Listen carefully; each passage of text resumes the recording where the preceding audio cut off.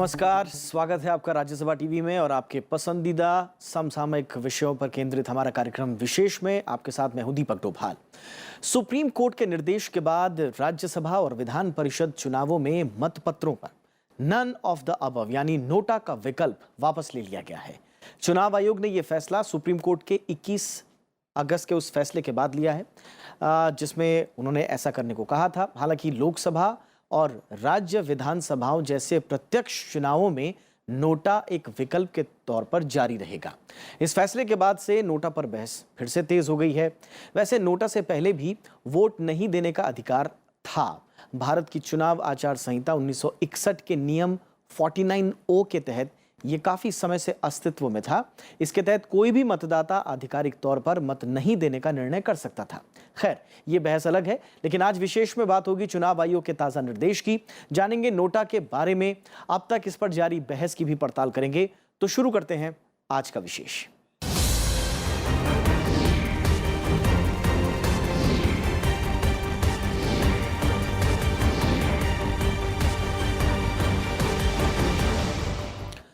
तो अब राज्यसभा और विधान परिषदों के जो चुनाव हैं उसमें मतपत्रों में नोटा यानी नन ऑफ द अबव का विकल्प नहीं होगा। केंद्रीय चुनाव आयोग ने सभी राज्यों के चुनाव आयोग को बैलेट पेपर से नोटा का विकल्प हटाने को कहा है। दरअसल चुनाव आयोग ने यह निर्देश, जैसा हमने आपको बताया, सुप्रीम कोर्ट के आदेश के बाद जारी किए हैं। सुप्रीम कोर्ट ने अप्रत्यक्ष चुनावों में बैलेट पेपर से उपरोक्त में से कोई नहीं यानी कि नोटा का विकल्प हटाने का आदेश जारी किया था।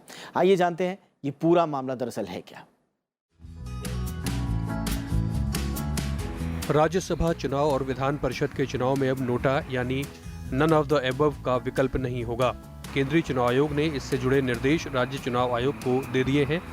दरअसल 21 अगस्त 2018 को सुप्रीम कोर्ट ने एक अहम फैसला सुनाते हुए कहा कि राज्यसभा चुनाव में नोटा का इस्तेमाल नहीं होगा। सुप्रीम कोर्ट ने अपने फैसले में कहा है कि नोटा डिफेक्शन को बढ़ावा देगा और इससे भ्रष्टाचार के लिए दरवाजे खुलेंगे।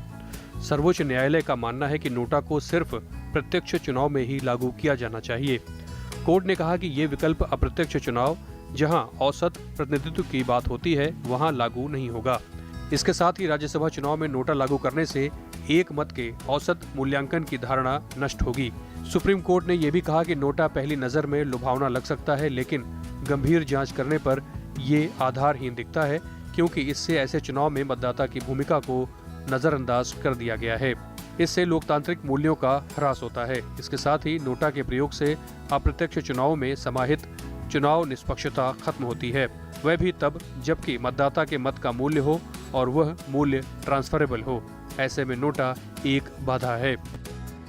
सुप्रीम कोर्ट के पास ये खबर पहुंची, एक कॉपी पहुंची थी, उसकी इलेक्शन कमीशन का ही एक नोटिफिकेशन निकाला था कि नोटा का इस्तेमाल राज्यसभा के सदस्यों के लिए और विधान परिषद के सदस्यों के इलेक्शन के लिए भी नोटा का इस्तेमाल करना है। लेकिन अब ये सुप्रीम कोर्ट ने आदेश दिया है कि जब उन्होंने पहले आदेश दिया था 2013 में कि नोटा का इस्तेमाल होना है, तो वो डायरेक्ट इलेक्शन के लिए उन्होंने दिया था। ये राज्यसभा के सदस्योों का चुनाव और विधान परिषद के सदस्यों का चुनाव इनडायरेक्ट इलेक्शन है। राज्यसभा का इलेक्शन विधान सभाओं के सदस्य करते हैं और उसी तरह विधान परिषद का इलेक्शन जो उनके कॉन्स्टिट्यूएंट्स हैं उनसे इलेक्शन होता है। तो डायरेक्ट इलेक्शन नहीं है, इसलिए इसमें इसका इस्तेमाल नहीं करना चाहिए। ये सुप्रीम कोर्ट का आदेश था, जिसके अंतर्गत अब चुनाव आयोग ने आदेश भेजे हैं राज्य स्तर के इलेक्शन अथॉरिटीज़ को। चीफ जस्टिस दीपक मिश्रा, जस्टिस A.M. खानविलकर और जस्टिस D.Y. चंद्रचूड़ की पीठ ने ये फैसला सुनाया था। चीफ जस्टिस दीपक मिश्रा ने कहा कि राज्यसभा चुनाव पहले से ही उलझन भरे हैं, ऐसे में चुनाव आयोग इन्हें और जटिल नहीं बनाए। उन्होंने कहा कि कानून किसी विधायक को नोटा के इस्तेमाल की इजाजत नहीं देता, लेकिन इस नोटिफिकेशन के जरिए चुनाव आयोग विधायक को वोट न डालने का अधिकार दे रहा है, जबकि ये उसका संवैधानिक दायित्व है, तो वो नोटा का रास्ता इस्तेमाल नहीं कर सकता। मुख्य न्यायाधीश ने कहा कि इस पर संदेह है कि नोटा के जरिए किसी विधायक को उम्मीदवार के लिए वोट डालने से रोका जा सकता है। वहीं जस्टिस D.Y. चंद्रचूड़ ने कहा कि बैलेट बॉक्स में मतपत्र डालने से पहले कोई विधायक उसे क्यों दिखाए। डायरेक्ट इलेक्शन के लिए उनका जो संदर्भ था, जिस संदर्भ में उन्होंने आदेश दिया था इलेक्शन कमीशन ने 2013, वो डायरेक्ट इलेक्शन के संदर्भ में था। इनडायरेक्ट इलेक्शन में तो कोई इस तरह का सवाल उठता ही नहीं है, क्योंकि जो भी सदस्य अब निर्वाचित करेंगे, राज्यसभा के सदस्यों को ले लीजिए, तो वो तो निर्वाचित होके आए हैं। जब वो निर्वाचित हुए थे तब नोटा लग गया था। अब वो जिनको इलेक्ट कर रहे हैं तो वो डायरेक्ट इलेक्शन नहीं है, इसलिए उसमें ये उसके अलावा भी तमाम और भी कॉम्प्लिकेशंस हैं, क्योंकि जो भी इस तरह के इलेक्शन होते हैं उसमें पार्टी के तहत जो भी सदस्य हैं आपके विधानसभा के, उनको व्हिप जारी की जाती है कि आपको किस कैंडिडेट के पक्ष में वोट देना है। अब वो अगर व्हिप का पालन नहीं करेंगे, नोटा दबाएंगे, तो फिर वो तो डिस्क्वालीफाई हो जाएंगे। गुजरात कांग्रेस के नेता शैलेश मनुभाई परमार की याचिका पर सुनवाई करते हुए सुप्रीम कोर्ट ने चुनाव आयोग की अधिसूचना पर सवाल उठाया और कहा कि नोटा सीधे चुनाव में सामान्य मतदाताओं के इस्तेमाल के लिए बनाया गया है। नोटा की शुरुआत इसलिए की गई थी कि प्रत्यक्ष चुनाव में कोई व्यक्ति वोटर के तौर पर इस विकल्प का इस्तेमाल कर सके। दरअसल शैलेश मनुभाई परमार पिछले राज्यसभा चुनाव में गुजरात विधानसभा में कांग्रेस के मुख्य सचेतक थे। परमार ने मतपत्रों में नोटा के विकल्प की इजाजत देने वाली आयोग की अधिसूचना को चुनौती दी थी। इस मामले की सुनवाई के दौरान केंद्र सरकार ने भी परमार की याचिका का समर्थन किया था। केंद्र सरकार ने कहा था कि नोटा का इस्तेमाल राज्यसभा चुनाव के दौरान नहीं किया जाना चाहिए। सरकार का कहना था कि नोटा का वही इस्तेमाल होगा जहां प्रतिनिधि जनता के जरिए सीधे चुने जाते हैं, लेकिन राज्यसभा में इसका इस्तेमाल नहीं हो सकता क्योंकि राज्यसभा के प्रतिनिधि प्रत्यक्ष तौर पर नहीं चुने जाते। इससे पहले चुनाव आयोग ने सुप्रीम कोर्ट में अपना जवाब दाखिल कर कहा था कि राज्यसभा चुनाव में नोटा का प्रयोग सुप्रीम कोर्ट के आदेश के मुताबिक ही है और ये प्रत्यक्ष और अप्रत्यक्ष दोनों ही चुनाव पर लागू होता है। चुनाव आयोग ने कहा कि राज्यसभा चुनाव में नोटा का इस्तेमाल अगर शुरू नहीं करते तो ये अदालत के आदेश की अवहेलना और अवमानना का मामला बन जाता। दरअसल सुप्रीम कोर्ट ने 2013 में इलेक्ट्रॉनिक वोटिंग मशीनों में नोटा के विकल्प को अनिवार्य करने का आदेश दिया था और इसके बाद जनवरी 2014 में नोटा का प्रावधान रखने संबंधी अधिसूचना जारी की गई थी। सुप्रीम कोर्ट ने अपने इस आदेश में कहा था कि जिस तरह हर मतदाता को वोट डालने का अधिकार है, उसी तरह उसे किसी को भी वोट न देने का भी अधिकार है। कोर्ट ने कहा था कि ये आदेश सभी चुनाव को लेकर है, ये प्रत्यक्ष और अप्रत्यक्ष दोनों तरह के चुनाव पर लागू होगा। अब राज्यसभा मेंबर्स और एमएलसी के उसमें आपने सुना होगा कि वोट देने के बाद तो दिखाना पड़ता है।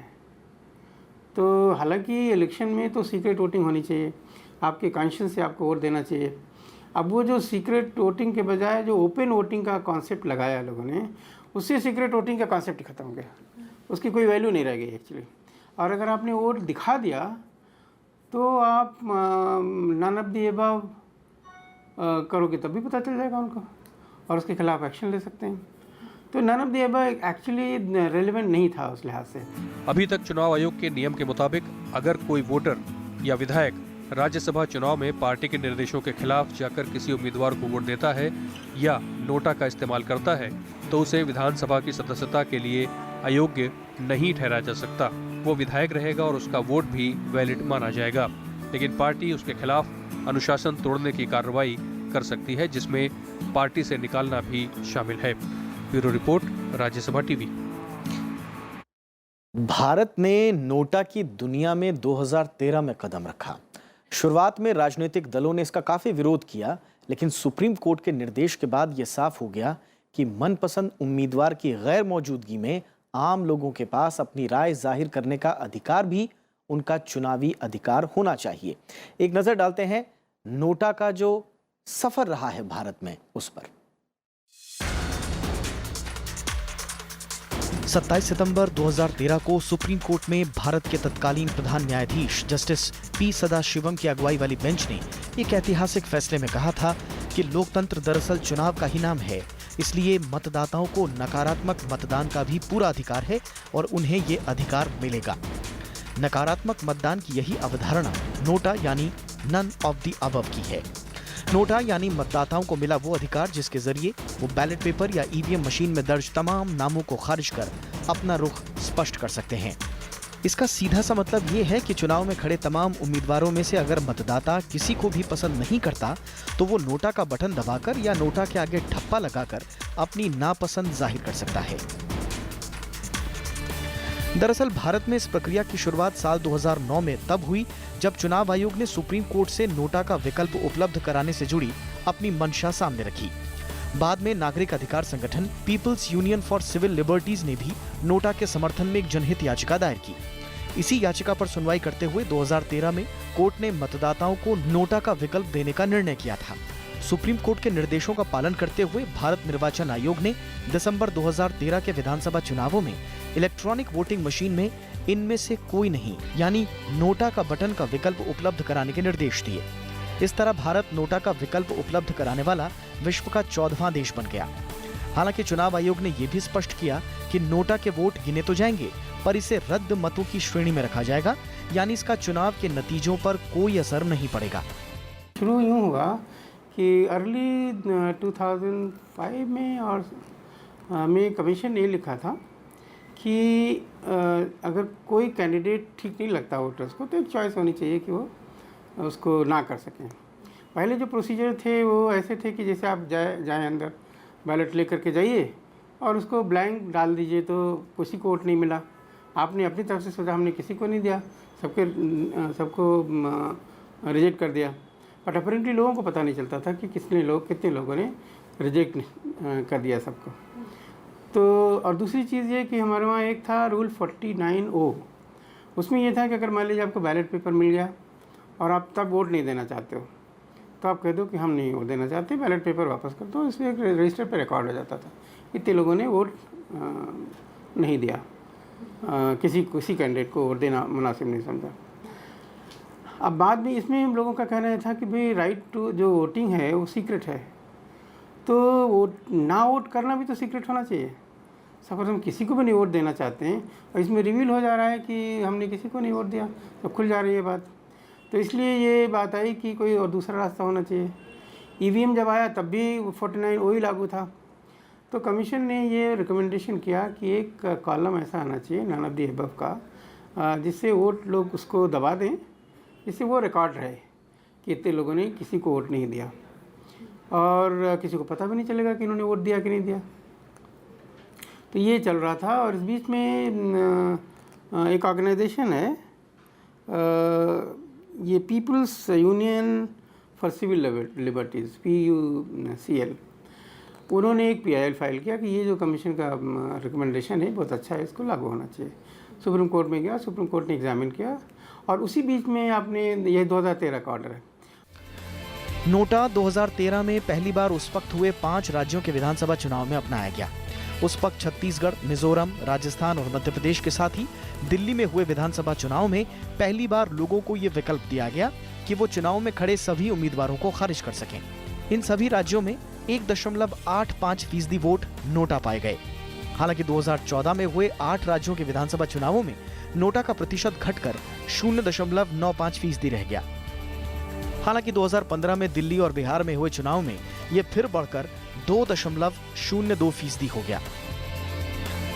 नोटा की शुरुआत से पहले कई राजनीतिक दलों ने इसका ये कहकर विरोध किया था कि इसके आने से मतदाताओं में भ्रम की स्थिति पैदा होगी, लेकिन कोर्ट ने इसे लोकतंत्र के लिए जरूरी बताकर इसे लागू करने का निर्देश दिया। नोटा के आने के बाद इसे लेकर राजनीतिक दलों में कई बार चिंता और मनन की स्थिति भी दिखी।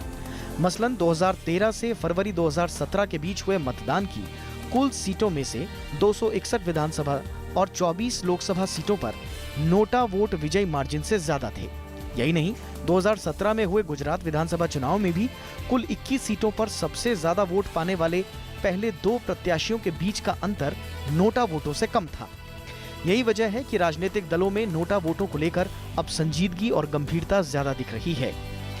Bureau report, Rajya Sabha TV. अप्रत्यक्ष चुनावों में नोटा की अनिवार्यता खत्म करने के बाद नोटा की प्रासंगिकता के पक्ष और विपक्ष में कई सवाल जवाब हो रहे हैं। आइए जानते हैं नोटा के पक्ष और विपक्ष में कौन कौन से तर्क दिए जा रहे हैं।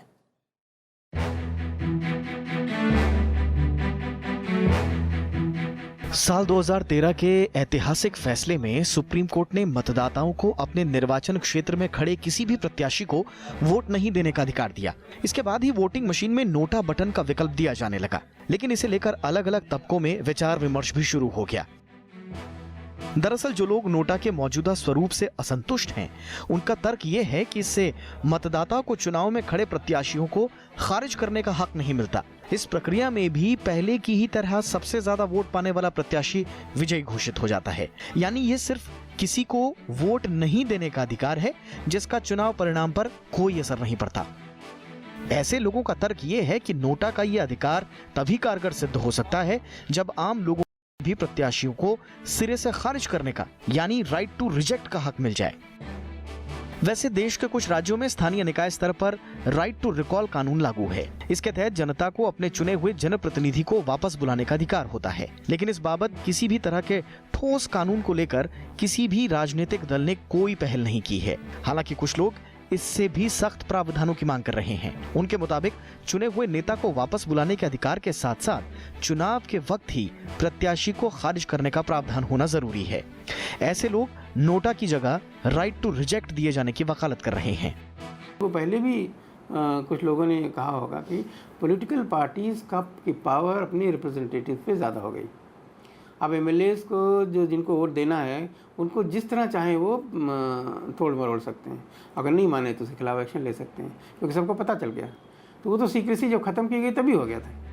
दूसरी तरफ नोटा के समर्थन में दलील ये है कि राजनीतिक दल अब नोटा को लेकर संजीदा हो रहे हैं। नोटा वोटों की तादाद भले ही कम हो, लेकिन इसे चुनाव में धनबल और बाहुबल के बढ़ते प्रभाव से त्रस्त आम मतदाता के आक्रोश की बानगी के तौर पर देखा जा रहा है। राजनीतिक दलों के मंसूबे और वादा खिलाफी के खिलाफ कई नागरिक मंच और आंदोलनकारी आगामी चुनावों में नोटा का विकल्प चुनने की चुनौती भी देते रहे हैं। इससे एक तो उसको विकल्प मिलता है वोटर को कि अपनी भावनाओं को व्यक्त करे कि भाई हमको कोई भी कैंडिडेट पसंद नहीं है, और दूसरा ये कि इससे एक मैसेज जाती है पॉलिटिकल पार्टीज़ को कि वो भी ज़रा सोच समझ के अच्छे कैंडिडेट खड़े करें। ये इसका फ़ायदा है। माना जाता है कि सुप्रीम कोर्ट ने भी अपना फैसला देते हुए इस बात को ही ध्यान में रखा था कि जनता के पास यदि किसी को भी नहीं चुनने का अधिकार होगा तो राजनीतिक दल दागदार और खराब छवि वाले उम्मीदवारों को चुनाव में टिकट देने से बचेंगे। ये लोकतंत्र में साफ सुथरे चुनाव की दिशा में एक बड़ा बदलाव भी माना जा रहा है। Bureau report, Rajya Sabha TV. तो इस तरह से आपने देखा कि कुछ साल पहले तक अगर चुनाव में खड़े उम्मीदवारों में से कोई भी उम्मीदवार किसी मतदाता को काबिल नहीं लगता था तो मतदाता को दरअसल अपना वोट नहीं देना होता था, यानी कि वोट देने जाते ही नहीं थे वो, और ऐसे में वो अपना मतदान करने के अधिकार से वंचित रह जाते थे। लेकिन अब हमारे देश के नागरिकों को वोट करते समय नोटा का विकल्प दिया जाने लगा है, और इस विकल्प का इस्तेमाल चुनाव के दौरान कई मतदाता करते भी हैं। लेकिन क्या आप जानते हैं कि नोटा कब शुरू किया गया? आइए जानते हैं इसकी शुरुआत कब हुई, इसके इतिहास के बारे में समझते हैं। दरअसल नोटा का संबंध चुनाव से है और इसका इस्तेमाल कोई भी नागरिक अपना मत डालते हुए कर सकता है। नोटा का मतलब नन ऑफ द अबव, यानी इनमें से कोई नहीं। माना जाता है कि नोटा का सबसे पहले इस्तेमाल अमेरिका में हुआ। मतपत्रों में नोटा का पहली बार प्रयोग साल 1976 में अमेरिका के कैलिफोर्निया में इस्ला विस्टा म्युनिसिपल एडवाइजरी काउंसिल के चुनाव में हुआ। उसके बाद अन्य देशों ने भी धीरे धीरे इस विकल्प को अपने देश में लागू करना शुरू कर दिया। नोटा का प्रयोग Colombia, Ukraine, Brazil, Bangladesh, Finland, Spain, Sweden, Chile, France, Belgium और यूनान समेत कई देशों में लागू है। दुनिया के कई देशों में 50% से ज्यादा मत पर ही जीत का प्रावधान है। ऐसे में अगर वहां 50% से ज्यादा नोटा वोटों की संख्या हो जाती है तो चुनाव को रद्द कर फिर से चुनाव कराया जाता है। ऐसे में नोटा का महत्व काफी बढ़ जाता है। रूस में साल 2006 तक ये विकल्प मतदाताओं के लिए उपलब्ध था, लेकिन उसे बाद में हटा दिया गया। मान लीजिए कभी कभी हुआ भी है कि नोटा को सबसे ज़्यादा वोट मिल जाए, तो भैया नोटा को कैसे इलेक्ट करोगे आप? तो ये सबसे बड़ी नोटा की समस्या है। लेकिन इसके लिए बस दो ही, एक तो विदेशों में इसकी जब इस तरह की स्थिति उत्पन्न हुई थी, बहुत दिनों पहले नेवादा करके एक स्टेट है यूएसए में, जब उस तरह की स्थिति उत्पन्न हुई तो उन्होंने कहा कि जिसको सेकंड हाईएस्ट वोट मिले, वो तो कोई आदमी होगा, औरत होगी या जो भी होगा, कोई मनुष्य होगा, तो उसको इलेक्टेड माना जाएगा। ये उन्होंने अपना कानून का परिवर्तन किया था, लेकिन अभी तक भारतवर्ष में तो ऐसा नहीं हुआ है। लेकिन अगर होगा तो इलेक्शन कमीशन के पास यही विकल्प है कि वो इलेक्शन को रद्द कर दें और फिर से इलेक्शन कराएं। जब तक कि कानून में परिवर्तन ना आए कि सेकंड हाईएस्ट कैंडिडेट को मिलेगा, तब तक तो उस कैंडिडेट को उस इलेक्शन को कैंसिल करके फिर से इलेक्शन करवाना पड़ेगा। इसके अलावा दुनिया के कई देशों में नोटा के लिए अलग अलग नामों का इस्तेमाल किया जाता है। भारत में नोटा का मतलब है नन ऑफ द अबव, वहीं अमेरिका में इसके लिए नन ऑफ दीज कैंडिडेट शब्द का इस्तेमाल किया जाता है, जबकि यूक्रेन में इसे अगेंस्ट ऑल और स्पेन में ब्लैंक बैलेट कहा जाता है। साल 2006 में जब तक ये रूस में लागू था, तब रूस में नोटा का मतलब होता था अगेंस्ट ऑल। 1976 में नेवाडा स्टेट यूएस में ये ट्राई किया गया था, और जो मेजर लोग कहते हैं कि रशिया में जो जिसमें यस जीते थे उस टाइम पे भी किया गया था। तो वो तो हिस्ट्री की बातें हैं। As on today right to reject public को होना चाहिए अगर पॉलिटिकल पार्टीज़ अच्छे कैंडिडेट नहीं दे रही हैं। अगर वो क्रिमिनल्स को ही फील करती हैं, बेईमान लोगों को ही फील करती हैं, लाउड माउथ जो गैर जिम्मेदारी से बात करते हैं उनको फील करती हैं, तो फिर पब्लिक को तो यह हक होगा ना कहने का कि नहीं हम किसी को नहीं वोट देंगे। इसकी काफ़ी देशों में है, जैसे कि रशिया है, बुल्गारिया है, यूक्रेन है, और कोलंबो है, बांग्लादेश है, और पाकिस्तान में भी है। इन तमाम कंट्रीज़ में है, लेकिन ये भी पाया गया है कि कुछ कंट्रीज़ ने इसका उपयोग करके फिर, जैसा मैंने कहा, इस तरह के अड़चनें आई कि नोटा को सबसे ज़्यादा वोट मिल गए, ये हो गया, या उसका दुरुपयोग भी हुआ, तो फिर कहीं कहीं तो इसको ख़त्म भी कर दिया गया है। लेकिन ज़्यादातर में जहाँ पे लगाया गया वहाँ चल रहा है। दुनिया के कई देशों में जहां मतदान में अभी भी नोटा का इस्तेमाल शुरू नहीं हुआ है, वो नोटा का इस्तेमाल शुरू करने की सोच रहे हैं। दरअसल नोटा अपनी पसंद के उम्मीदवार को चुनने या नहीं चुनने की आज़ादी देता है। भारत में नोटा का विकल्प मिलने से उन लोगों को अपने मत का इस्तेमाल करने का हक मिल गया है जो अपने पसंदीदा उम्मीदवार नहीं होने के कारण अपना वोट डालने से वंचित रह जाते थे। Bureau report, Rajya Sabha TV.